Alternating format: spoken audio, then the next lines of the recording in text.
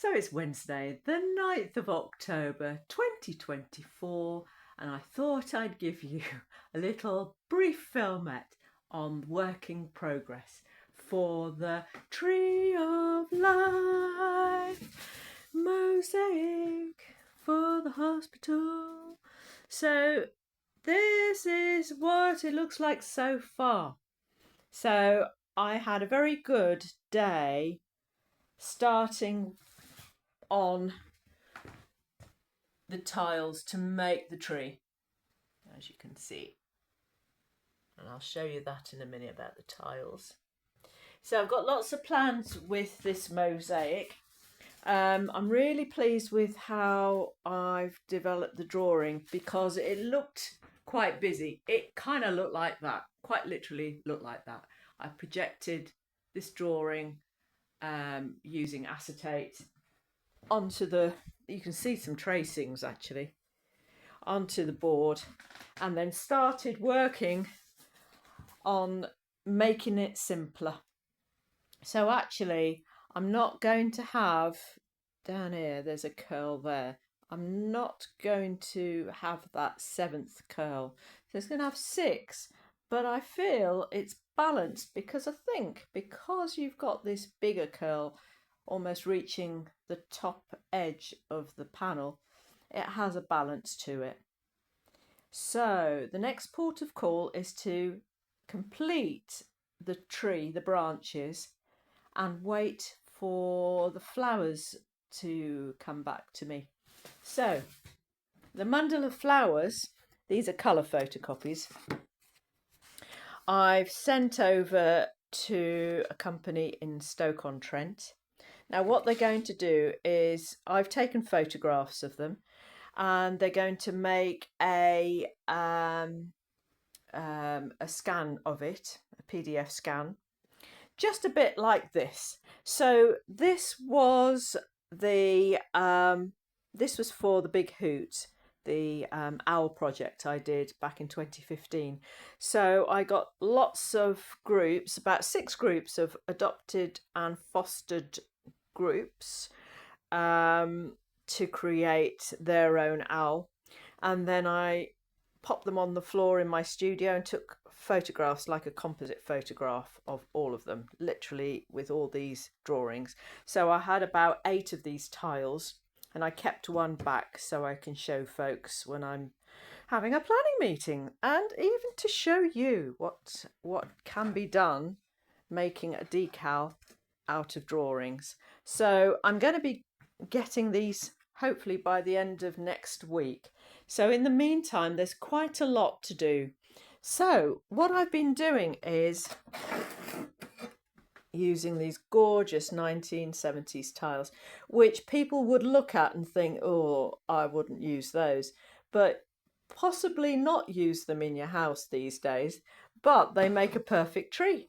So what I've been doing is cutting them at sort of like A-line shapes, not straight ones, because when it comes to fitting them into a branch, they fit in a more regular way.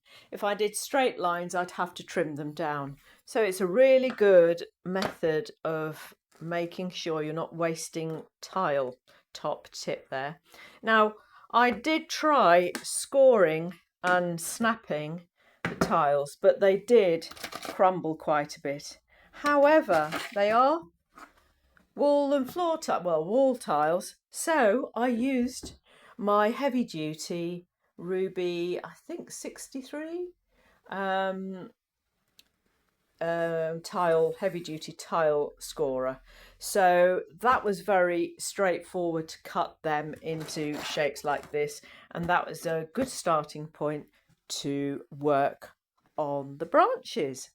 So part of the drawing meant, one of the conclusions I came to was to enclose the tree away from the background so that it doesn't look busy. I think one problem that I felt I had was when I embellished this one, it looked a little bit crazy, and it was crazy enough anyway with the pattern. I do love it, but and obviously I love it because I used it, and I love the circles and the curly cues. But I wanted to sort of simplify it so it looked well, so that the drawings stand out really, the tile drawings. So as well as that, because I've got about, what have I got, six